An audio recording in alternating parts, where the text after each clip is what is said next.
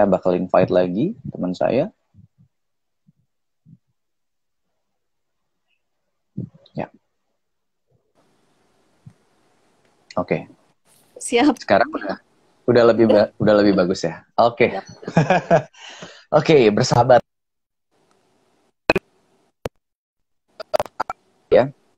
Saya pengen Mbak Lisa, coba Mbak Lisa, teman-teman juga ikutin saya bikin angka 8 pakai tangan kanan. Bikin angka 8 pakai tangan kanan. Oke. Bisa? Oke. Bisa. Udah jelas. Oke. Saya sekarang bikin lebih besar lagi. Angka 8, teman-teman ikutin saya ya. Yes, teman-teman komen pada jelas katanya Mbak Lisa. Iya. Ya. Oke. Lebih besar lagi bikin angka 8 ya. Oke. Teman-teman coba yang di rumah ikutin. Ini Nice. menyenangkan kok, Mas. Nah, sekarang kita bikin angka 8-nya itu tiduran. Jadi seperti ini. Tiduran. Kayak infinity Oke. ya. Yes. Oke, bisa ya? Oke. Nah, sekarang coba pakai tangan kirinya. Kita bikin angka 8 biasa. Coba ikutin. Lama-lama dia makin besar. Angka 8. Ikutin. Oke. Nah, sekarang kita bikin angka 8 yang tiduran. Seperti ini. Nice. Jadi kita senam otak dulu nih sebelum mulai nih. Biar kita santai, nggak terlalu tegang-tegang. Bikin lebih besar lagi. Angka 8 menggunakan tangan kiri. Nice. Oke, stop sampai sini. Sekarang semuanya tarik nafas dulu. Dan perlahan-lahan hembuskan. Oke. Teman-teman, saya to the point aja. Kalau teman-teman pengen belajar untuk merilekskan tubuh dan pikirannya, ada satu hal yang bisa teman-teman lakukan. Yaitu saya pengen sekarang teman-teman memfokuskan perhatiannya ke lidah. Ya. Jadi, kalau teman-teman sekarang lagi mingkem nih, coba rasain di mana posisi ujung lidahnya. Ya. Kemungkinan besar, ujung lidah teman-teman itu nempel di bagian atas. Jadi ini rahang atas, ini rahang bawah, gitu ya. Kemungkinan besar lidahnya itu nempel di sini. Nah, kalau teman-teman pengen merilekskan pikiran, saya pengen teman-teman untuk mencoba meletakkan lidahnya di bagian bawah. Jadi ini rahang atas, ini rahang bawah. Saya pengen teman-teman biarkan lidahnya rilekskan lidahnya sampai seolah-olah teman-teman itu jadi susah bicara, gitu ya. Mirip kayak orang sariawan, ya. Coba rasain seperti itu. Nah, ya. Teman-teman boleh rasain, Mbak Lisa juga boleh rasain. Letakkan lidahnya di bagian bawah. Nah, sekarang saya akan mengajak Mbak Lisa dan teman-teman 30 detik aja kita menutup mata, and then saat kita menutup mata, kita fokuskan perhatian kita di bagian lidah itu. Jadi sesaat lagi saya akan menghitung dari 1 sampai 3, tepat di hitungan ketiga, teman-teman langsung tutup mata, bawa perhatiannya untuk merilekskan lidah tadi. Sampai sini cukup jelas, Mbak Lisa? Jelas. Oke. Teman-teman semua yang baru gabung, teman-teman boleh ikutan ya.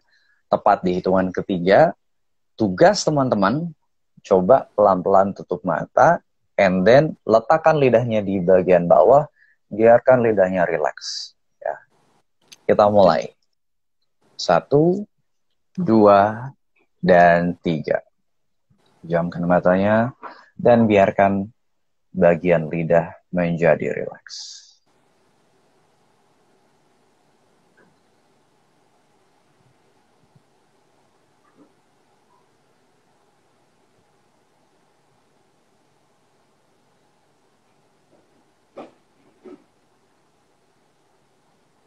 Arahkan perhatiannya untuk merilekskan lidah.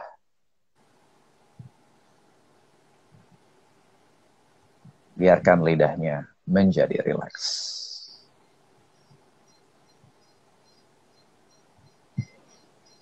Dan sekarang perlahan kembali buka matanya. Buka matanya. Oke. Suara saya masih jelas di situ, Mbak Lisa? Masih. Oke. Barusan Mbak Lisa bisa ngerasain, bisa melakukan lidahnya lebih rileks atau susah? Lidahnya kayak ditidurin sih. Yes, Dilemesin. benar. Nah, iya dilemesin, benar ya. Nah, jadi teman-teman, ini ada hal yang simple banget, tapi ini adalah hal yang sangat powerful untuk menenangkan pikiran kita. Ini bukan hasil temuan saya, tapi ini adalah hasil eksperimen dari seorang pakar mind mirror yang namanya Anna Weiss. Jadi si Anna Weiss ini adalah seorang pakar yang melatih klien-kliennya ini untuk merilekskan pikiran melalui aktivitas meditasi. Nah, dari pengalamannya puluhan tahun ini membantu klien-kliennya menenangkan pikiran, ternyata dia nemuin kalau orang meditasi ternyata banyak orang yang cuma sekedar merem, tapi pikirannya itu sebenarnya kalau diukur pakai alat, pakai mind mirror namanya, itu aktif gitu. Nah, mungkin teman-teman atau Mbak Lisa pernah ngerasain ya, ketika malam mata udah merem sih, tapi pikiran itu masih jalan-jalan kemana-mana, masih wandering, mengembara kemana-mana. Nah, sebenarnya itu adalah indikasi bahwa gelombang otak beta kita itu sedang tinggi.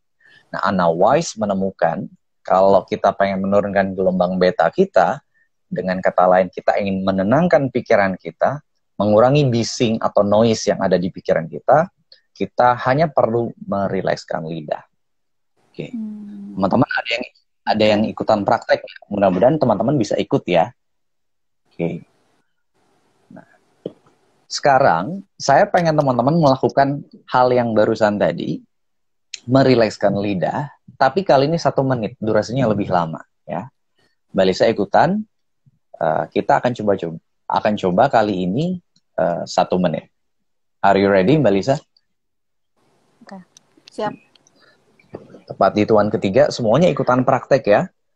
Tepat di hitungan ketiga, semuanya tutup mata. Setelah tutup mata, arahkan perhatiannya ke bagian lidah.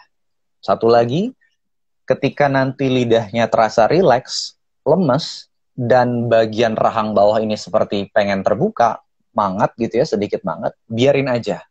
Karena itu adalah reaksi yang wajar ketika kita sangat rileks di sini, mulutnya seperti pengen mangap seperti ini.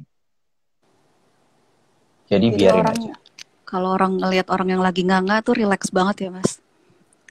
Exactly. Bener banget, Mbak. Ya. Bener banget ya. Teman-teman coba ya, kita bareng-bareng semuanya praktek. Saya hitung dari 1 sampai 3, tepat di hitungan ketiga, pejamkan matanya dan rilekskan lidahnya. 1, 2, dan 3.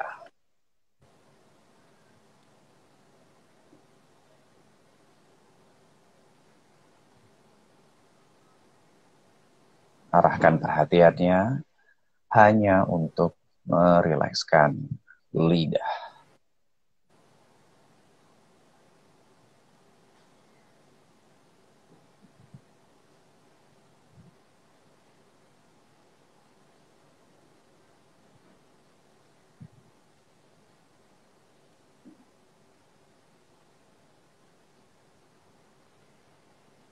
Terus biarkan lidahnya menjadi semakin rileks. Biarkan lidahnya lemas. Izinkan pikiran kamu menjadi semakin tenang.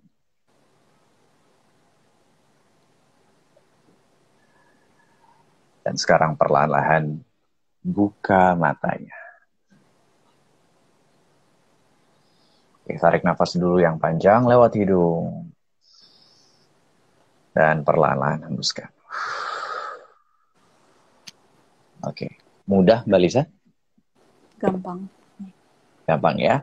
Nah, next time ketika teman-teman di malam hari susah tidur, ya, ya, ketika udah merem tapi pikiran masih kemana-mana, silakan teman-teman lakukan hal yang barusan ya. Biarkan lidahnya rileks, nanti teman-teman akan merasakan sendiri pikirannya menjadi lebih tenang ya. Itu adalah hal pertama yang bisa kita lakukan untuk membuat diri kita rileks. Kita lanjut ke yang kedua, Mbak Lisa ya. Jadi yang pertama lidah, yang kedua kita akan belajar sama-sama mengatur nafas. Nah, konsepnya gini. Nafas itu mengikuti pikiran, pikiran itu mengikuti nafas. Ya, jadi ada istilah the breath follows the mind follows the breath. Jadi ada konsep seperti itu. Teman-teman sadar nggak sih? Ada yang bilang ngantuk. Bagus. Itu artinya udah relax. Atau jangan kurang tidur semalam. Itu tandanya relax. Bagus. Kalau ada teman-teman yang ngerasa ngantuk, bagus. Karena itu artinya teman-teman bisa mengakses perasaan relax yang teman-teman ingin capai. Jadi bagus ya. Nah, lanjut ke yang tadi, soal nafas. Jadi pikiran kita itu mengikuti nafas, nafas mengikuti pikiran kita juga. Jadi saling mempengaruhi. Teman-teman sadar nggak sih, kalau kita lagi emosi misalnya, lagi marah, somehow nafas kita itu jadi pendek dan tersengal-sengal. Ya. Padahal kita tidak secara sadar mengatur nafas kita untuk pelan, jadi pendek-pendek dan tersengal-sengal gitu ya. Somehow itu jadi seperti itu aja gitu ketika kita lagi marah. Seperti itu. Nah, ini adalah satu bukti bahwa pikiran atau emosi kita atau perasaan yang kita rasakan, pikiran yang kita punya mempengaruhi nafas kita. Yang juga sebenarnya terjadi, nafas kita itu sebaliknya mempengaruhi kondisi pikiran kita. Kalau kita secara sadar memperlambat nafas kita juga membuat pikiran kita lebih tenang. Ya. Saat seseorang tenang, tadi kan kalau lagi marah-marah, nafasnya jadi pendek. Tapi kalau kamu rasain dan kamu sadarin, kalau kita lagi happy, atau kita lagi tenang banget, lagi berdoa misalnya, atau lagi, ya pokoknya lagi khusyuk, lagi tenang gitu ya, nafas kita itu juga jadi akan lambat dan perlahan-lahan. Nah, begitu kita secara sadar mengubah nafas, kita sebenarnya juga mengubah kondisi pikiran kita. Jadi, intinya adalah gini, kalau teman-teman pengen belajar merilekskan pikirannya, maka buatlah nafasnya lebih dalam dan lebih lambat. Ya. Kesalahan umum yang sering terjadi. Oke, tarik nafas yang dalam. Ada orang yang nafasnya dalam, tapi terlalu cepat. Misalnya gini, tarik nafas yang dalam. Dia nariknya terlalu cepat, gitu. Padahal yang ingin kita lakukan adalah kita narik nafas yang dalam tapi perlahan-lahan. Jadi kalau misalnya teman-teman mau tarik nafas, yuk tarik nafas yang dalam. Hembuskan. Beda ya sama seperti ini. Tarik nafas yang dalam, itu terlalu cepat nariknya. Yang ingin kita lakukan adalah tariknya perlahan-lahan. Hembuskan. Nah, yuk kita sama-sama jadi kalau coba. Misalnya, Mas, jadi kalau misalkan kita lagi tersulut emosi gitu ya sama anak, berarti kita bisa langsung tarik nafas yang dalam pelan-pelan supaya nggak langsung marah gitu. Betul sekali, Mbak Lisa. Tarik nafasnya, ingat, bukan sekedar dalam, tapi harus perlahan-lahan. Nah, sekarang kita cobain ya. Oke. 3 kali tarik nafas dalam dan perlahan. Ingat, bukan cuma dalam, bukan sekedar dalam, tapi juga perlahan-lahan. Coba ya, kita mulai. Semuanya sekarang ambil nafas yang dalam dan perlahan. Hembuskan.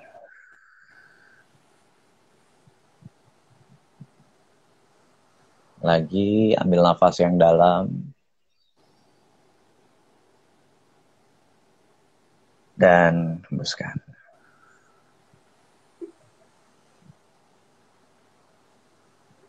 Sekali lagi ya. Ambil nafas.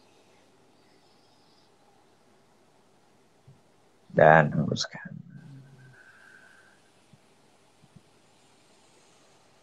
Saya aja yang ngebimbing, ini perasaan saya mulai ngerasa ngantuk. Jadi ini adalah salah satu efek ya ketika kita memperlambat nafas kita, rasanya itu lebih rileks dan kadang kita langsung ngerasa ngantuk ya. Nah, ini kalau digabungin sama yang tadi ngerileksin lidah, nah itu efeknya lebih powerful lagi tuh. Kita bukan sekedar tarik nafas panjang, tapi kita juga merilekskan lidah. Nah, ini ada yang Nafas nanya nih. dada atau perut? Nah, saya mau kasih tahu. Jadi, nafas yang ingin kita lakukan itu adalah nafas diafragma atau nafas perut, orang bilang ya. Kesalahan umum yang sering terjadi adalah ketika tarik nafas ada yang naik di sini. Ini kesalahan umum yang sering terjadi. Tarik nafas yang dalam. Berarti aku salah nih, Mas. Nggak apa-apa, kita belajar aja ya. Kita coba ulang cek. lagi, Mas. Ya, kita coba tarik nafas, tapi biarin shoulders-nya, bahu kita tetap down. Yang terjadi ketika kita tarik nafas justru perutnya ngembang. Cobain ya. 1, 2, 3, ambil nafas. Hembusin. Sekali lagi deh. Ambil nafas, biarkan perutnya mengembang. Dan hembuskan. Very good ya. Jadi kalau teman-teman tarik nafasnya begini, ambil nafas. Hembuskan. Itu cara yang kurang tepat ya. Justru kita biarkan shoulders-nya biarkan tetap aja. Tarik nafas. Hembuskan. Nah, dari pengalaman saya menjadi seorang trainer, dulu saya sempat sekantor sama Mbak Lisa jadi seorang trainer gitu ya. Saya bisa tahu seorang pembicara yang nervous itu dari satu hal, Mbak Lisa. Dari bahunya.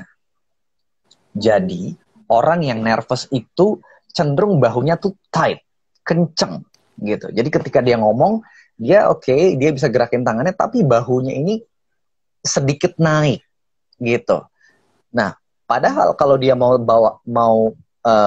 meletakkan bahunya down seperti ini, bisa. Beda ya, orang ngomong seperti ini, ngomong agak tegang gitu ya, and then down seperti ini. Beda. Nah, saya pun kalau ngeliat video-video saya di YouTube gitu ya, ada video saya yang, kok bahu saya kok naik ya? Artinya ketika saya lagi bikin video itu, saya lagi nggak kurang relax sebenarnya, gitu. Jadi kalau teman-teman ngelihat ada orang yang bahunya tight, itu sebenarnya dalam kondisi yang kurang relax. Ya. Jadi kita ketika nafas, biarkan bahunya tetap down. Lagi, kita latihan nafas ini, tapi kali ini 5 kali ya, lebih panjang. Ingat, biarin bahunya tetap di bawah. Ketika kita menghembuskan nafas, ketika kita menarik nafas, perut kita mengembang. Gitu ya. Kita coba sambil buka mata aja. Yuk. 1, 2, 3, perlahan ambil nafas semuanya. Perut mengembang, hembuskan, perut mengempis. Lagi. Bahunya rileks.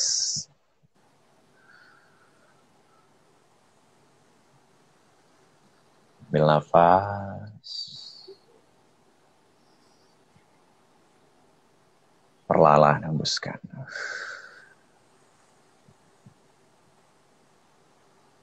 Lagi ambil nafas. Perlahan hembuskan. Akhir, ambil nafas lebih dalam lagi. Dan perlahan hembuskan. Nice. Ya. Ketika saya ngatur nafas saya, barusan saya natural aja tuh, kayaknya pengen nutup mata ya. Dan ini adalah hal yang bagus-bagus aja gitu ya. Ketika kita latihan nafas, kita bisa sambil buka mata atau sambil tutup mata biar lebih rileks gitu ya. Jadi ini adalah cara kedua yang bisa kita lakukan untuk membuat tubuh dan pikiran kita rileks. Tadi cara pertama masih ingat ngapain? Kalau cara pertama? Lemesin lidah. Yes, merilekskan lidah. Yang kedua, kita mengatur nafas kita, ya, menjadi lebih lambat dan lebih dalam. Nah, yang ketiga, saya pengen mengajak teman-teman untuk melakukan tapping. Nah, tapping ini adalah aktivitas kita mengetuk-ketuk beberapa bagian tubuh kita, which is yang diketuk-ketuk itu adalah titik meridian, atau sebagian lagi bilang ini titik akupoin atau titik akupuntur. Sama aja, ya. Nah, kenapa kita perlu melakukan tapping gitu ya? Karena gini, dalam situasi-situasi emosi yang sangat intens, orang yang sangat panik, orang yang sangat ketakutan, kadang ngatur nafas itu susah banget, Mbak Lisa. Susah, bingung. Ya, udah nafas itu udah tersengal-sengal, jadi begitu mau narik nafas juga bingung, susah gitu. Nah, satu alternatif yang bisa kita lakukan untuk meredakan ketakutan yang sangat intens itu, atau stres, atau kecemasan, atau emosi yang sangat intens, adalah dengan kita langsung mengetuk-ngetuk beberapa bagian tubuh kita. Ya. Yuk, sama-sama saya akan bimbing teman-teman untuk melakukan ketuk-ketuk atau tapping di beberapa bagian tubuh kita. Nah, yuk Mbak Lisa boleh bantu saya ketuk-ketuk di bagian samping tangan. Itu tangan kanan apa kiri, Thomas? Bebas.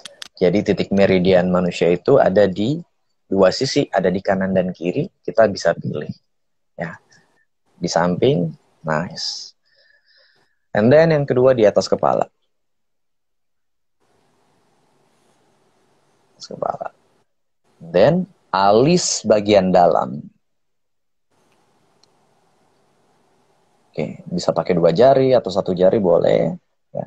Teman-teman mau 1 tangan pun juga boleh. Lakukan senyaman mungkin ya. Lalu samping mata. Nice. Sekarang bawah mata.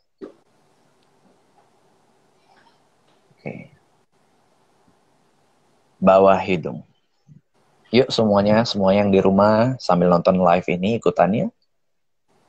Aku ingatnya terakhir ikut ini jadi relax banget sih, Mas. Untuk yang tapping ya. Kan udah pernah tuh. Nah, ini part yang paling aku sukain sih sebenarnya. Oke. Yuk sekarang ke atas dagu. Nice. Dada.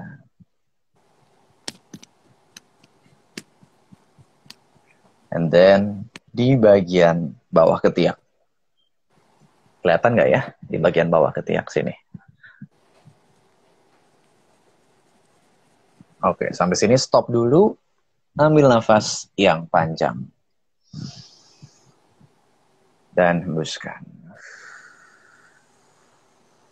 Nah, kapanpun teman-teman ngerasain emosi atau kecemasan atau stres yang sangat intens dan susah banget dihandle, teman-teman bisa langsung praktekkan tapping yang barusan. Ya, itu namanya adalah teknik tapping.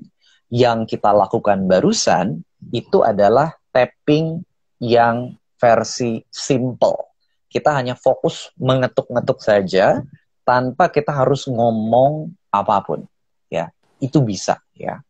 Kalau tapping yang full version, yang versi lengkapnya, itu memang kita harus sambil ngomong.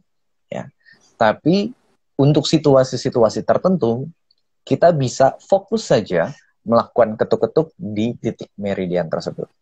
Saya ingat beberapa hari yang lalu saya bantu seseorang gitu ya, yang udah berhari-hari nggak bisa tidur, kondisinya lagi sakit, terus saya bimbing dia lewat video call seperti ini, mengetuk-ngetuk gitu ya, and then dalam waktu yang singkat dia kelihatan gitu ya, saat dia tapping itu dia gerakannya melambat dan kayak kelihatan bahwa dia tuh kayak mulai lemes gitu tangannya. And then saya tanya, dia ngerasa ngantuk nggak? Iya, ngerasa ngantuk. Tadi ngantuk seperti ini nggak? Enggak. Yaudah akhirnya saya stop, and then dia bisa tidur. Ya, saya cek tadi berapa lama ya saya ngebimbing dia. Saya cek di video call-nya 13 menit ya. Dan itu cepet banget ya. Dikurangi ngomong-ngomong sebentar, cerita-cerita sebentar, mungkin sekitar 10 menit. Orang itu langsung relax, tenang, dan nyaman. Jadi kalau ada di antara teman-teman yang susah banget tidur, kalau tadi malam ya, udah merem tapi pikirannya masih kemana-mana, susah banget menghandlenya, silakan teman-teman fokus saja mengetuk-ketuk titik meridian tersebut. Gitu. Kalau dikombinasikan dengan dua cara yang tadi di awal, udah ketuk-ketuk, relaksin lidah, menghembuskan nafas, waduh, itu adalah cara yang sangat efektif untuk menenangkan pikiran, untuk bisa tidur dengan nyenyak. Ya, seperti itu. Sampai sini kira-kira cukup jelas nggak, Mbak Lisa? Jelas. Ini ada yang nanya sih, Mas. Harus part by part tappingnya ya, Mas? Atau bisa langsung ke titik meridian yang paling bikin kita nyaman? Oke. Ini pertanyaan bagus. Ya. Jadi prosedur standarnya memang urut. Ya. Jadi teknik tapping atau EFT, emotional ini sebaiknya kita urut. Gitu ya. Dari samping tangan, ke atas kepala, alis, turun ke bawah. Ya, sampai bawah ke tiang. Tapi, disinilah seninya. Teman-teman boleh mengabaikan rules itu. Teman-teman boleh eksperimen. Misalnya, nyamannya di bagian dada nih, di bagian sini. Ya udah, langsung aja. Gitu. Karena di beberapa orang, memang benar seperti itu. Ini pertanyaan saya ngerti banget gitu. Karena ada beberapa orang yang misalnya nyaman banget di bagian sini. Ya, aku di sini sih, Mas. Ada beberapa yang nyaman di bagian dada. Kadang saya juga ngerasa nyaman di bagian bawah ketiak. Gitu. Kayaknya nggak tahu, nyaman aja gitu. Nah, kalau kamu ngerasain ada titik yang bikin kamu nyaman, ya nggak apa-apa. Kamu boleh eksperimen. Tapi yang paling penting kamu tahu basicnya. Basicnya adalah kamu urutannya. Ya, dari atas ke bawah seperti itu. Ya. Ini kalau berlaku semua umur? Berlaku semua umur, Mas, atau untuk dewasa? Okay. Bisa. Anak kecil, orang dewasa, bisa gitu. Salah satu kelebihan tapping adalah seperti itu. Simple, kita bisa ikutin ya. Anak kecil, orang dewasa itu bisa ya. Nah, tadi saya mau bilang, gini, berapa kali sih kita harus mengetuk-ngetuk titik itu? Gak ada aturannya. Bisa 5 kali, 10 kali, nggak terlalu penting berapa ketukannya, jumlahnya. Yang paling penting kamu pindah-pindah gitu. Ketuk-ketuk di titik bagian itu. Ya. Ada beberapa orang yang cuma cepat nih. Apakah bisa juga untuk orang yang terkena penyakit psikomatik atau depresi? Ya, psikosomatik adalah penyakit yang disebabkan oleh pikiran. Dan dan tapping ini memang adalah untuk mentargetkan masalah pikiran atau emosi atau perasaan. Jadi itu bisa dipakai. Ya. Kalau kamu misalnya badannya sakit, tapi sebenarnya sakit itu dari pikiran nih, dari stres, dari emosi, dari rasa cemas, dari rasa takut, bisa banget kamu praktekkan. Gitu. Ini adalah cara yang paling, buat saya ini cara yang sangat efektif, itu untuk menenangkan pikiran kamu. Ya, jadi bisa kamu praktekkan. Dan saran saya dikombinasiin ya sama dua teknik yang di awal tadi. Kamu tapping juga, and then kamu juga sambil relaxin lidah, and then nafasnya dalam dan perlahan. Itu ibaratnya apa ya, paket lengkap lah kayak gitu. Nah, sekarang saya pengen ngajak kamu, selain melakukan tapping, merilekskan pikiran tadi, saya juga pengen kamu membiasakan diri mengucapkan sugesti-sugesti yang positif, teman-teman. Ya, jadi ketika kamu sambil tapping, kan kamu dapat efek relaksasi nih. Nah, saran saya jangan stop sampai di situ. Saran saya, lanjutkan prosesnya dengan memberikan sugesti-sugesti yang baik buat kesehatan kamu, buat kepercayaan diri kamu, buat pekerjaan kamu, buat hubungan sosial kamu. Nah, saya pengen kasih tahu ada pola kalimat yang sederhana, tapi bisa kita ulang-ulang terus, bisa kita biasakan. Yaitu kalimatnya adalah gini. Kalau teman-teman pengen ngucapin sugesti positif, tinggal ngomong gini. Pasti enak kalau titik-titik-titik. Contoh. Pasti enak kalau jalanan hari ini lancar. Pasti enak kalau siang ini aku bisa makan makanan favoritku. Pasti enak kalau suamiku makin sayang sama aku. Pasti enak kalau istriku makin cinta sama aku. Pasti enak kalau anak-anakku jadi anak-anak yang pintar.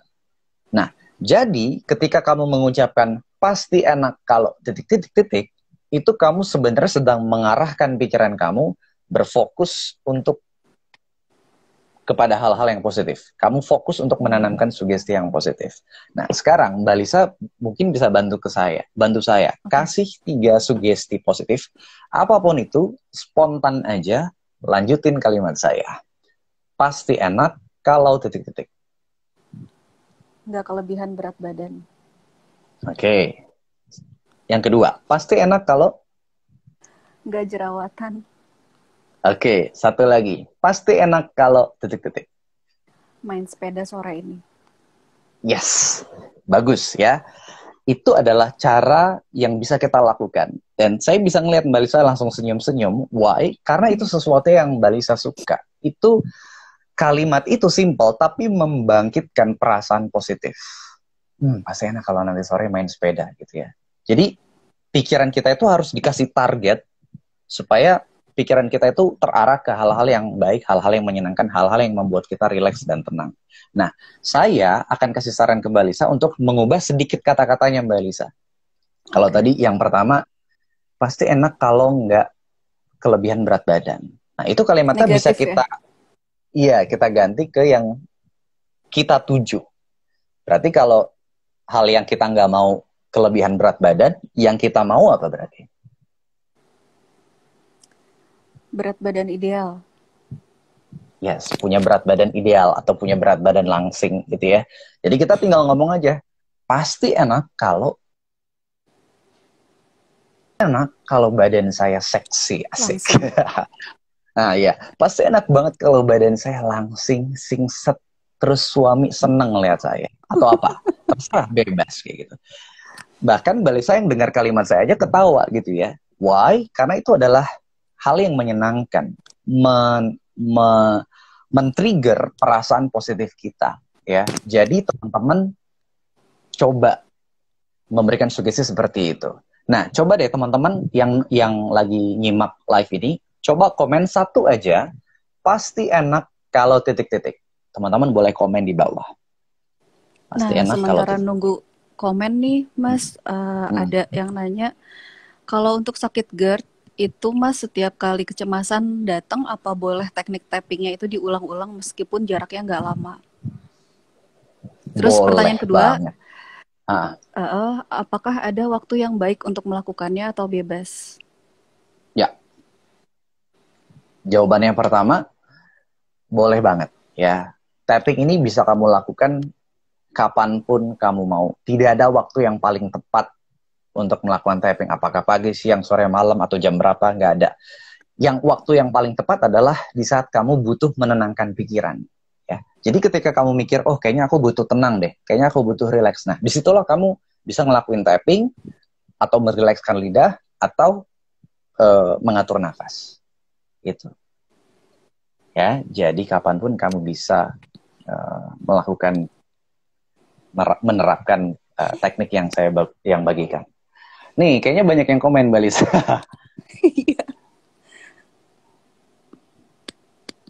Mas Radit yang baca atau aku bacain? Mas Radit aja ya. Boleh. Dari yang itu tuh, Mas. Pasti enak kalau minum kopi, itu yang paling pertama. Ya, ini halo Mas Bagus nih. Pasti enak kalau minum kopi. Yes, saya juga senang minum kopi. Halo Mas. Pasti enak kalau badan sehat. Nice. Pasti enak kalau jogging di pagi hari. Nice. Pasti enak kalau bisa liburan ke Nihi Sumba bareng anak-anak. Wow, nice ya. Pasti enak kalau bisa beberes rumah. Good. Pasti enak kalau sama temen main kali ya. Sama temen enggak.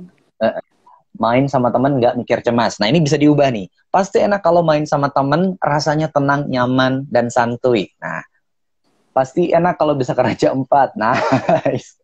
Pasti enak kalau seminggu ke depan libur. Bisa. Pasti enak kalau... Iya, itu seminggu ke depan libur. Ini kan orangnya kerja nih. Itu maunya dia sih, Mas. Ya nggak apa-apa, terserah ya. You can, kamu boleh punya keinginan apapun, tapi kamu ngerti poin saya gitu. Jadi fokus kepada apa yang kamu mau, apa yang kamu suka. Pasti enak kalau aku sembuh bisa beraktivitas seperti biasa. Nice, cepat sembuh ya. Pasti enak kalau aku bisa ke gereja ibadah. Nice, boleh juga. Pasti enak kalau bisa jadi lebih pede. Nice, bagus nih. Terus apalagi? Pasti enak kalau bisa relax di setiap kondisi. Good, bagus.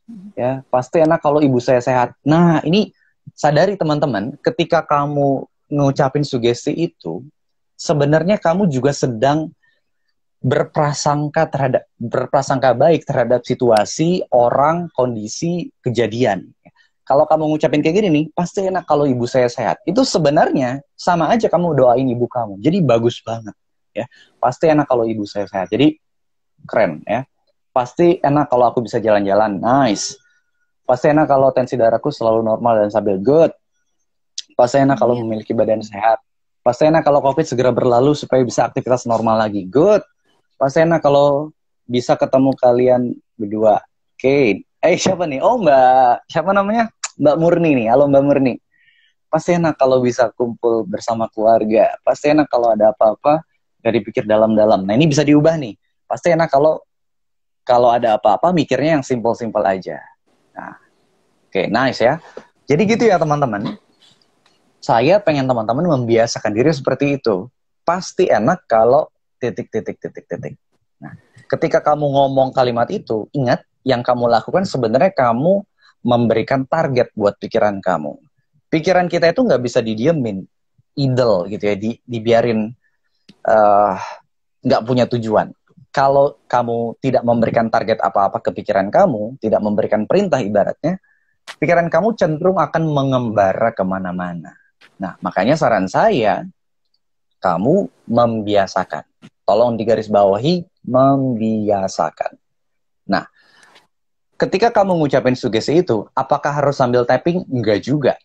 Kamu sambil minum, kamu sambil ngopi, kamu sambil nyeruput teh kamu gitu ya. And then, pasti enak kalau besok kerjaan di kantor lancar, cepet, gampang ngerjainnya. Pasti enak kalau anak-anak nanti makannya lahap habis semua. Itu kamu bisa tanpa harus melakukan tapping. Jadi proses merilekskan tubuh dan pikiran ini dibikin simpel aja gitu. Jangan dikit-dikit berpikir, wah aku harus masuk ke meditasi dulu nih, memberikan sugesti. Enggak. Proses relaksasi, proses menenangkan pikiran itu tidak baku seperti itu, tidak harus baku. Kamu ngeliat langit aja gitu ya, and then kamu, wah gila keren banget, langitnya adem gitu ya. Perasaan kamu tenang, and then kamu ngucapin sugesti yang positif, itu udah bisa. Jadi untuk santai itu adalah hal yang mudah, gitu. Nah, coba ya, sekarang saya bimbing, Mbak Lisa boleh ikutin saya. Saya akan bimbing, kali ini pakai cara tapping. Ketuk-ketuk di bagian samping tangan.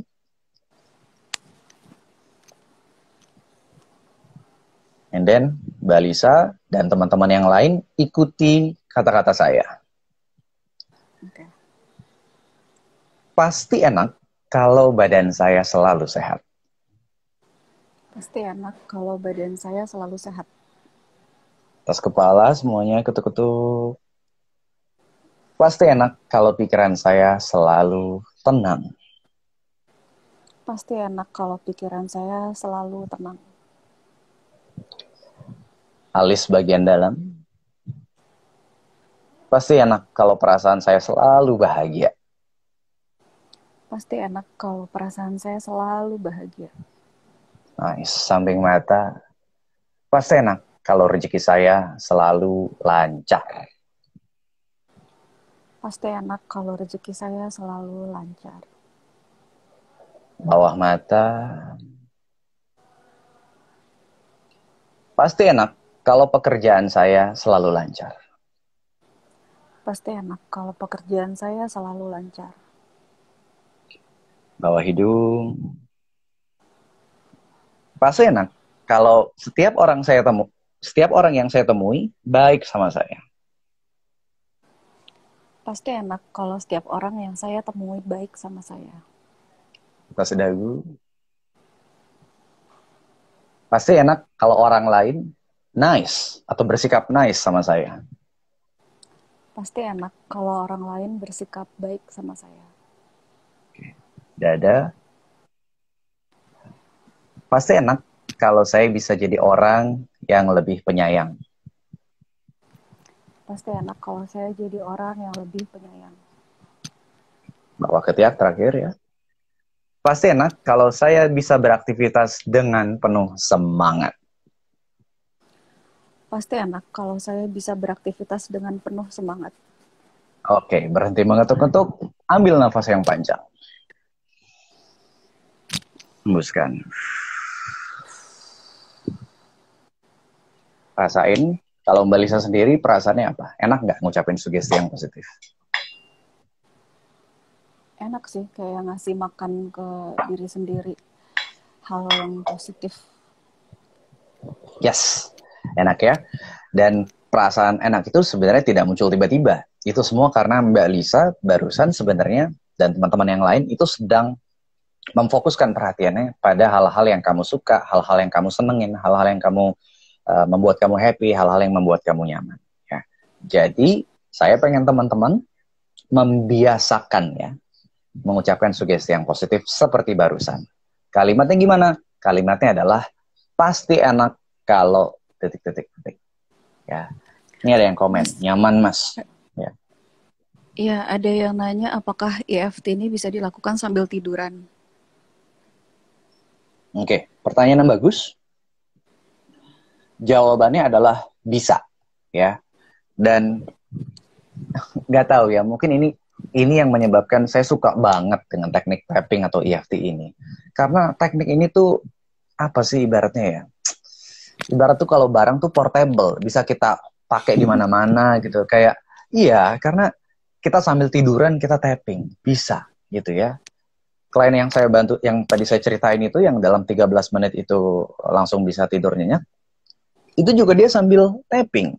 Tuh dia dipegangin videonya, handphonenya itu sama keluarganya gitu. Saya yang ngebimbing langsung ya. Dia tinggal sambil tiduran gitu ya, ikutin bimbingan saya. Itu kelebihan dari teknik tapping gitu. Jadi kalau kamu pengen melakukan sambil posisi tidur, berdiri atau terserah deh ya, kamu bisa ngelakuinnya ya. Kalau nggak salah Mas Radit pernah bilang kan titik-titik tadi itu sebenarnya memicu hormon bahagia ya. Ya. Aku lupa kalau nggak salah kurang lebih kayak gitu. Jadi aku pernah anak itu kan nggak mau tidur. Aku bilang ya udah merem dulu aja, nanti juga lama-lama tidur gitu. Sambil aku giniin, terus dia tidur. Oke. Dia tuh gampang banget nidurinnya. Ya, bisa. Kalau kita bicara soal tadi hormon bahagia, memang sebenarnya ada banyak versi dari penjelasan-penjelasannya. Teman-teman, kalau teman-teman senang baca buku dan pengen belajar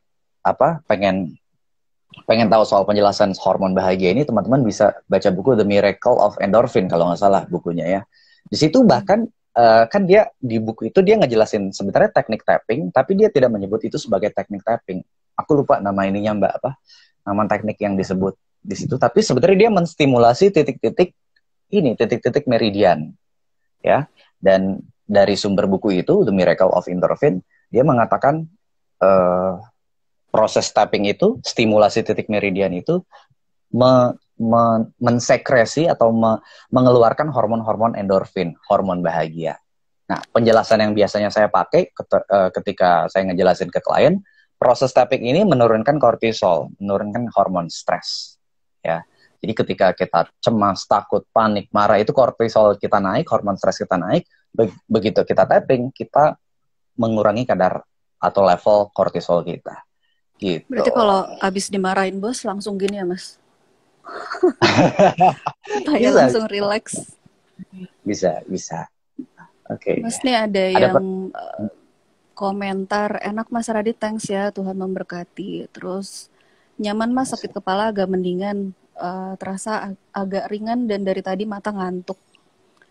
Mbak Riri bilang one of my favorite voice.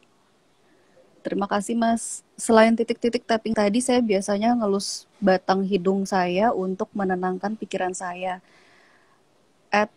It works sih, dia bilang gitu. Ya, thank you.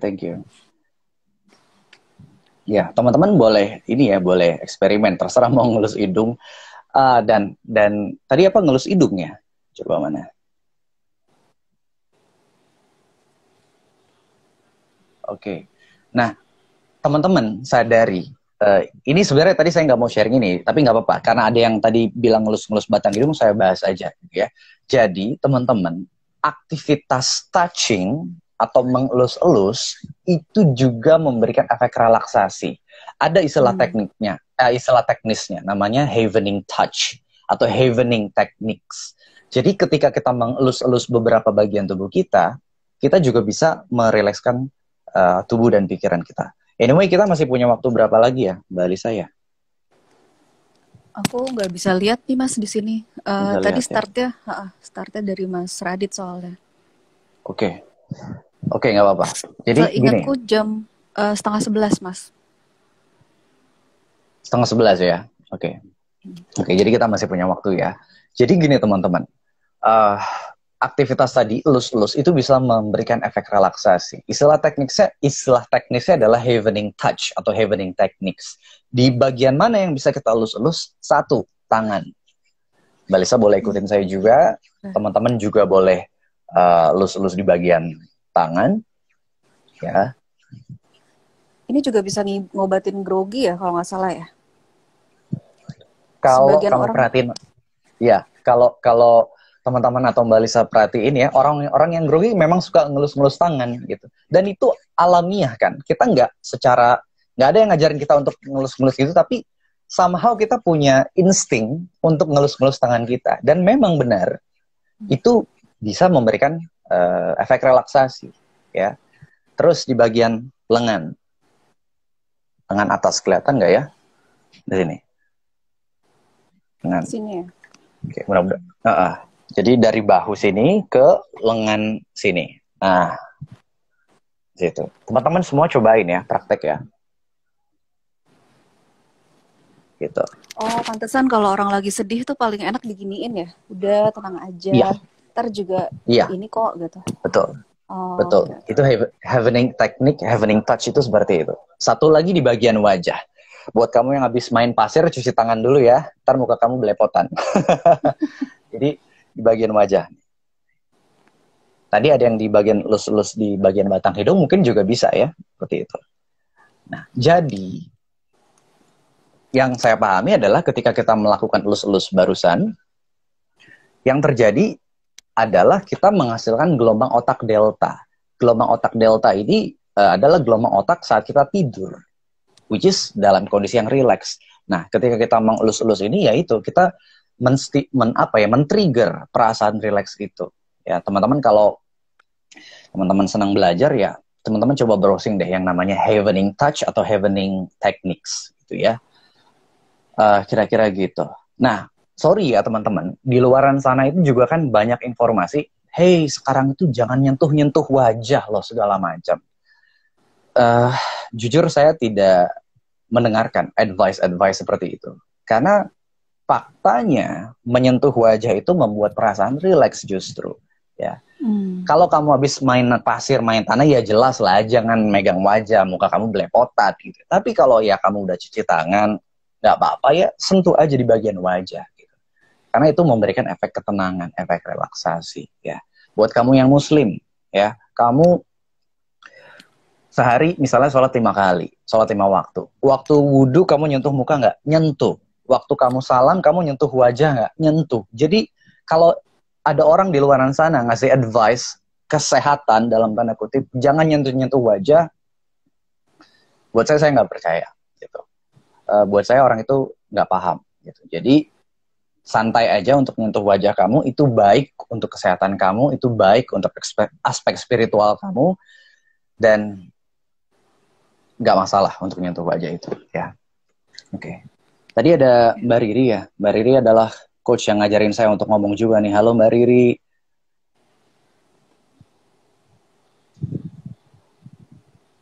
Nah, Ada yang bilang tadi sakit kepala agak mendingan. Nah, teman-teman, saya juga sering dapat dapat respon seperti ini dari klien saya atau dari viewers YouTube. Saya ajarin cuma relaksin lidah, padahal ada waktu itu saya bikin videonya ajarin merilekskan lidah, and then tiba-tiba nyeri-nyeri di bagian badannya hilang, ya. Jadi perasaan rileks ini, teman-teman, mempengaruhi tubuh kamu. Kalau kamu ngerasain pain di bagian tubuh kamu, entah di leher, di shoulder, atau di kepala gitu ya, silakan kamu pantau, silakan kamu amati, cek apakah pain-nya berkurang, rasa sakitnya berkurang.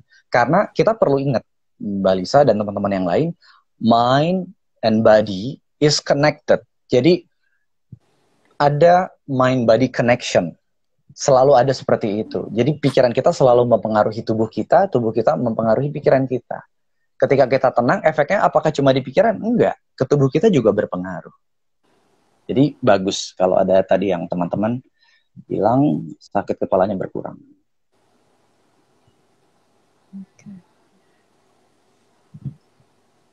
Oke.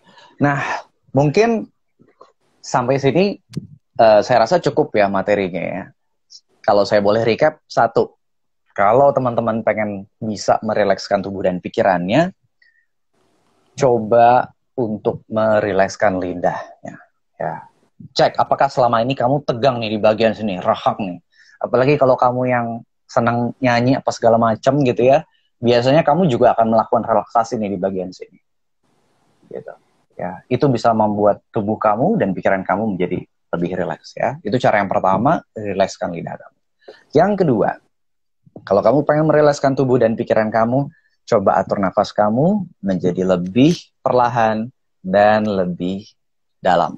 Ya, bukan cuma sekedar dalam, enggak, tapi perlahan-lahan nariknya.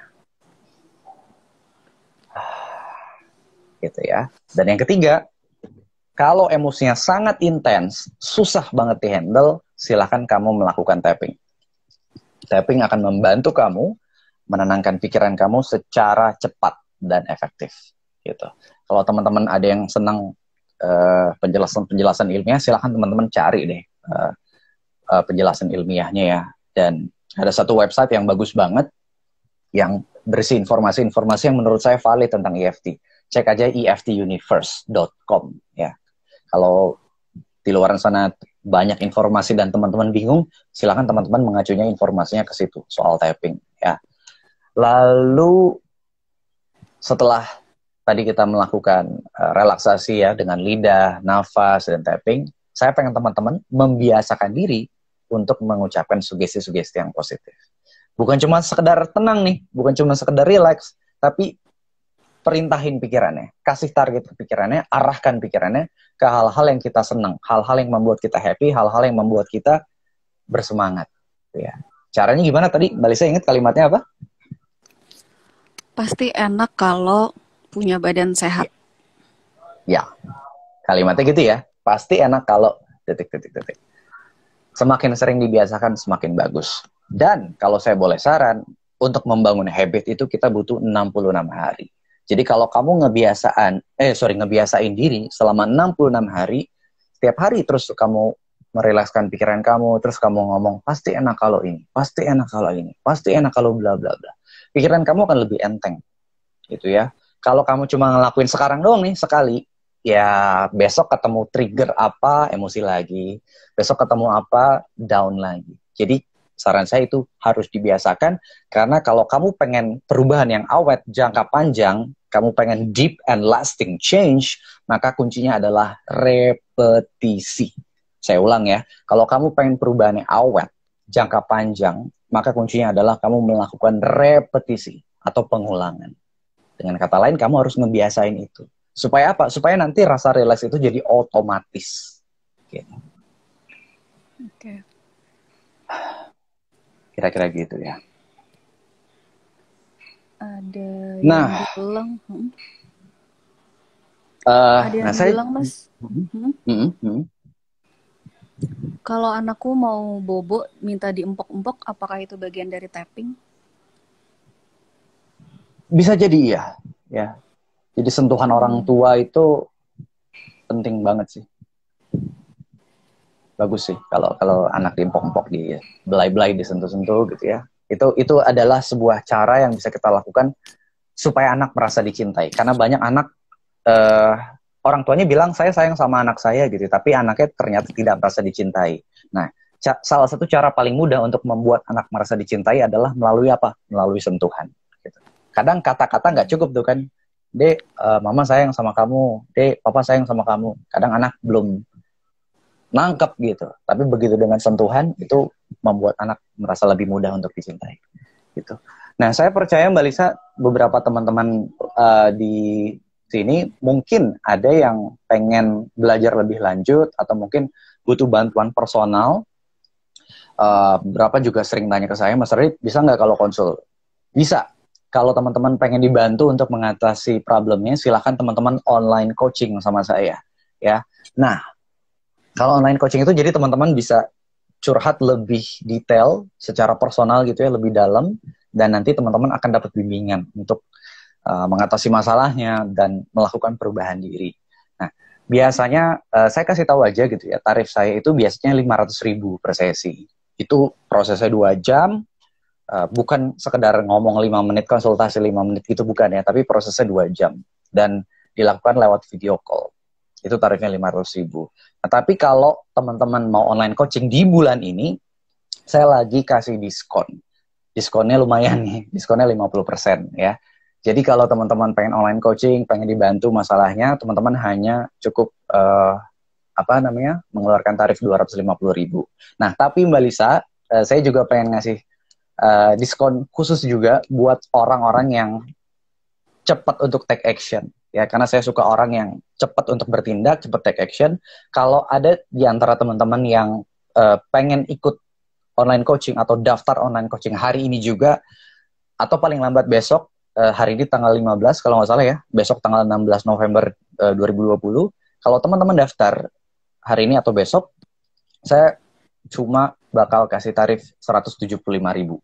Ya, tetap 2 jam sama, sesinya sama, personal, nggak face to face tapi online lewat video call, teman-teman lumayan tuh, cuma ngeluarin 175.000. Kalau teman-teman nanti coachingnya di hari Selasa atau hari Rabu nanti ya, di minggu depan gitu, itu 250.000. Nah, kalau di bulan depan Desember balik lagi ke tarif normal. Jadi silahkan, mudah-mudahan bisa membantu teman-teman. Mas, ya. Suka ada yang nanyanya tuh gini, kalau ketemu langsung bisa nggak ya gitu? Karena sebagian ada yang ngerasa lebih serk itu kalau ketemu langsung gitu. Ya, untuk sementara saya tidak menerima klien secara langsung dulu ya. Jadi kita via online saja dulu. Oke. Kalau misalkan konsul itu apakah memang untuk sendiri atau kalau memang masalahnya keluarga itu bareng sama keluarga? Gimana? Kalau sama keluarga? Kalau ternyata masalahnya ini setelah tahu ternyata masalahnya ini adalah erat hubungannya dengan keluarga gitu ya, misal orang tua atau misalnya anak gitu, dan yang harus di coach ini nggak cuma satu orang, nggak cuma anaknya atau nggak cuma orang tuanya, tapi harus dua-duanya. Itu gimana? Proses online coaching itu kita fokus untuk mengubah diri sendiri. Jadi bukan fokus mengubah orang lain. Nah, yang menarik adalah gini Mbak Lisa. Ini kesalahan umum yang sering terjadi. Kita sering ngerasa yang bermasalah tuh orang lain. Padahal suaminya budahal. Padahal yang sering bermasalah itu bukan orang lain, tapi diri kita. Kita sering ngerasa orang lain, oh dia bermasalah nih segala macam. Tapi yang sebenarnya bermasalah kadang persepsi kita terhadap orang lain. Makanya, nah ini saya kasih tahu rahasianya juga. Kalau kita pengen ngubah orang lain, entah suami atau siapapun itu, ubahlah persepsi kita tentang orang itu. Begitu persepsi kita berubah, begitu persepsi orang itu berubah di pikiran kita, maka secara otomatis nanti orang itu juga berubah. Ya, saya udah sering ngalamin ketika kita mengubah persepsi kita tentang orang itu, somehow kita nggak ngapa-ngapain, kita nggak maksa orang itu berubah, nanti orang itu berubah sendiri. Jadi kuncinya adalah mengubah di persepsi kita sendiri terhadap orang lain. Begitu prasangka yang negatif terhadap orang itu kita ubah, kita berprasangka baik sama orang, orang itu juga akan berubah sama kita, lebih nice, lebih baik, lebih ramah. Kira-kira gitu. Oke, cara daftarnya nih Mas, ada yang nanya. Kalau teman-teman mau online coaching, silakan teman-teman langsung aja hubungi ke Mbak Lisa aja ya, Mbak Lisa ya. Mungkin aku izin Mbak Lisa boleh sharing nomornya, dan teman-teman kalau pengen online coaching, silakan teman-teman catat nomornya Mbak Lisa. Tapi, saya mohon banget gitu ya sama teman-teman, kalau teman-teman mau bikin appointment sama saya, jangan curhat sama Mbak Lisa gitu. Kasihan Mbak Lisanya terima banyak curhat-curhat gitu ya. Kalau mau cerita biar langsung sama saya. Tinggal bilang aja ke Mbak Lisa saya mau online coaching sama Mas Radit gitu. Mungkin boleh dikasih tahu ya nomornya Mbak Lisa ya.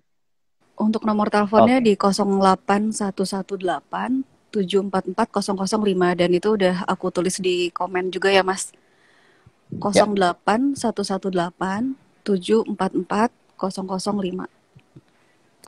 Ya, thank you Mbak Lisa. Teman-teman silakan dicatat ya nomornya Mbak Lisa 0811 8744 005. Jadi teman-teman yang butuh ngerasa dibantu, silakan langsung ke Mbak Lisa.